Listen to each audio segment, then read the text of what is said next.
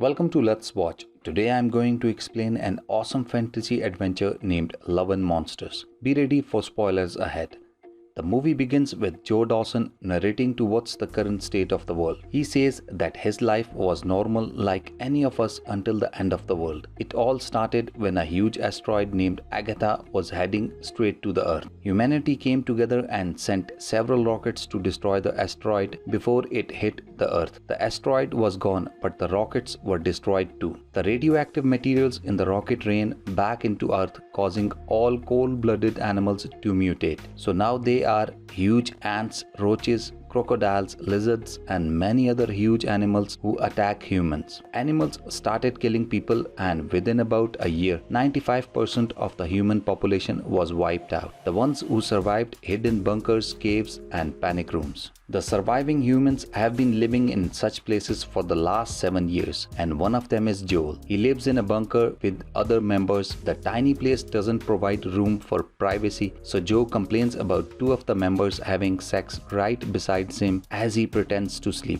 Joel tells us that everyone in the bunker is a couple except for him. Their first baby was born last summer. They have established their own lifestyle, vastly different from how it was outside the bunker. Joel's day-to-day life includes milking the cow and cooking food. They have a hunting party every month in which some members of the group go up and bring whatever food they can. Joel writes letter to Amy, his girlfriend, before he lived in the bunkers. That day, Joel is practicing hitting target when the lights in the bunker starts to flicker. Everyone starts to pack their weapons to go out. A mutated animal is in the area. Joel asks them if they want his help, but the group tells him to stay in the bunker. He is a liability for them because Joel cannot fight. The team then leaves to find and kill the animal. Joel and a few others stay in the bunker. They monitor the group through a device and see that one of the team is killed by the monster. Joel gets a crossbow and goes to help them. One of the animals has slipped into the bunker. Joel sees it and freezes. Although he has many chances to kill it, he doesn't move at all. The animal is about to attack him when the others from behind kill him. Cut to 7 years ago, the day asteroid was destroyed. Joel and his girlfriend Amy are in a car hanging out. He draws a picture of Amy and she gives him a box of colors as a gift. As they kiss, the emergency alarm goes off in the city. Just then, the pieces of rock fall back on the city, creating huge explosions. The two drive back home quickly. After they had come home, everyone was packing their bags to leave for a safer place. The two hug for the last time, separated that day, and have not met ever. 7 years later, Joel still has the box of colors that he uses to draw the monster animals on his notepad. That day, Joel speaks to her through a radio system. The two talk about the letters Joel writes to Amy every day, but the call cuts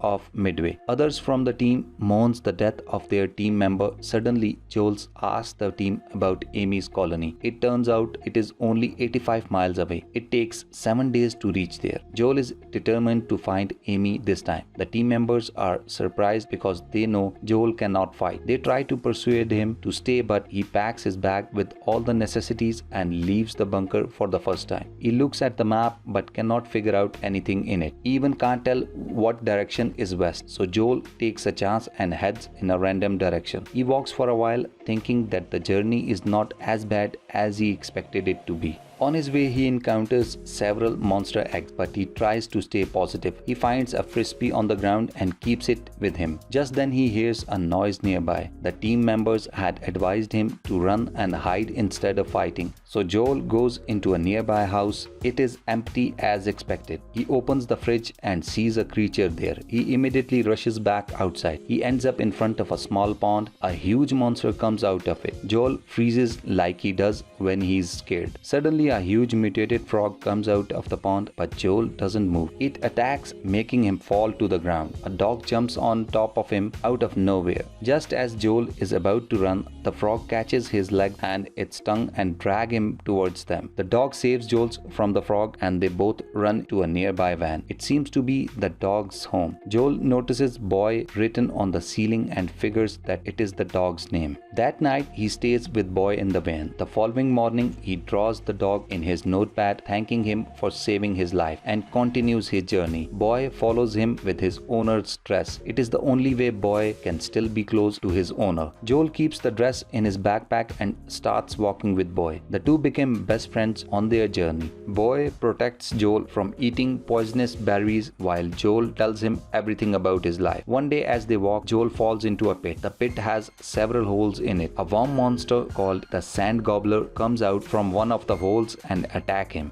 Just then two survivors throw him a rope and bring him up. Several monsters attack him as he climbs up. The survivors are a man named Clyde and his 8-year-old friend named Minnow. Minnow throws an explosive in the pit and kills the rest of the monsters. As the two strangers continue their journey, Joel and Boy follow them for safety. It turns out that the Minnow's father was killed by a monster and they have been together since then. The duo is heading towards the north now, where fewer monsters live due to the cold climate and higher elevation. Joel decides to be with them until they have to part ways. Suddenly everyone freezes as they came across a huge snail. Clyde makes Joel take his shirt off and gives it to the snail. His shirt has the smell of Sand Gobbler in them, which attracted other monsters. Now the snail will spread it through the jungle and help them confuse the monsters. Minnow teaches Joel that, like the snail, some creatures are actually nice. For the next 2 days, they teach Joel to shoot crossbow and other survival skills. Joe draws every monster they came across. The day finally comes when they have to part ways. Minnow insists he come with them to the north, but Joel has to find Amy. Clive gives Joel a grenade as a parting gift. As Joel and Boy continue heading west, Boy suddenly feels something is wrong and hides. Joel tries to bring him out, but before it can, he is attacked by a huge centipede monster like the one he had encountered in the bunker. This time Joel manages to point his crossbow at him but freezes right after.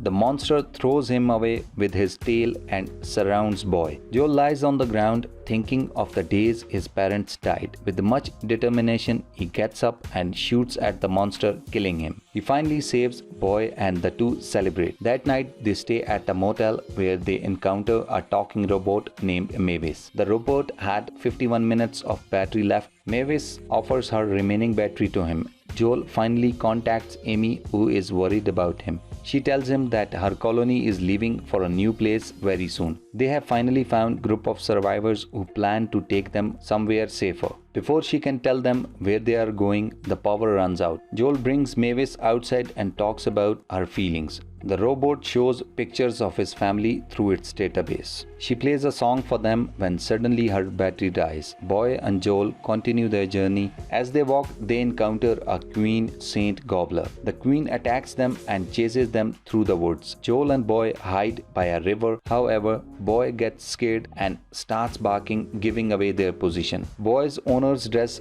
falls into the river, which makes him get out of the hiding. The queen finds their location, but before she can attack them, Joel uses the grenade. He falls into the water before the explosion. When he gets out of the water, he finds several leeches latch onto his body. He screams at Boy, giving away their location earlier. Saddened, Boy runs away from him. Joel now walks alone, but the leeches seems to have poisoned him with something. He gets lightheaded and starts to hallucinate. Just then, a group of people appears before him. He opens his eyes to see Amy in front of him. Amy is surprised to see him too. The two kiss, but Joel falls unconscious soon after that. When he wakes up, he is in a bunker. Amy greets him, as it turns out that he had kissed an old man earlier. The two are talking when Amy is called by another older woman. After her parents died, Amy has been in the colony taking care of the elderly people there. She is the head of the colony as the elderly depends on him. They live on a beach. Joel goes outside and sees a beautiful view. Several people are packing to leave the place. Another group of survivors had approached Amy colony. Their leader Cap had promised to take them to a safer arena. So now they are packing to leave. Joel meets Cap, who is preparing for a party at night. Cap brew his own beer, which is the attraction of the party. Later that day, Amy confesses she's glad to see Joel, but has no romantic interest in him. She has grown into a different person now and is mourning the death of a close one, suggesting that she was together with someone else all these years before he died. Joel is devastated and apologizes to her for not asking before coming to see her. Amy assures him that it is okay and invites him to join their colony. However,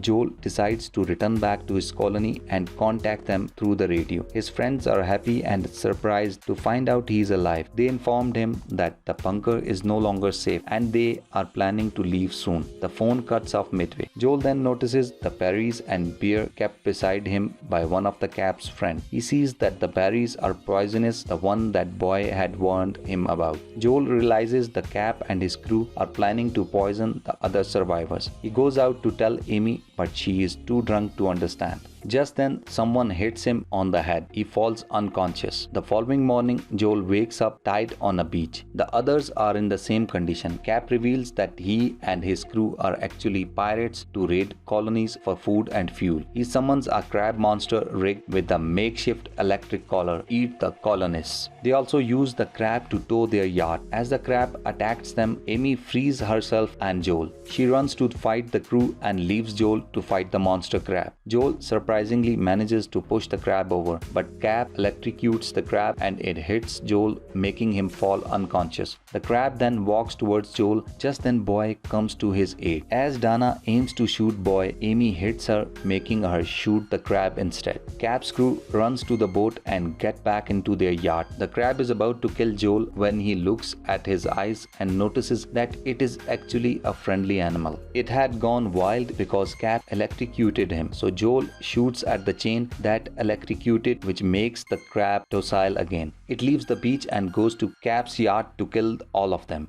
Later that day, Joel packs his bag to get back to his colony to help them. He gives his book of monsters to Amy as a parting gift. We see Joel survive the 7-day journey back to the bunker with Boy. He finally meets his friends again. They too decide to head to a safe place in the mountains. On the radio, Joel inspires other colonies to come out to the surface, proving that the life outside is still possible. In the end, we see many colonies head towards the mountains to live a better life. Clyde and Minnow are already there, while Joel and Boy are also heading towards the mountain, trying to survive the next journey. That's all from it. If you liked the video, do check out our channel for more similar videos. And don't forget to subscribe to our channel.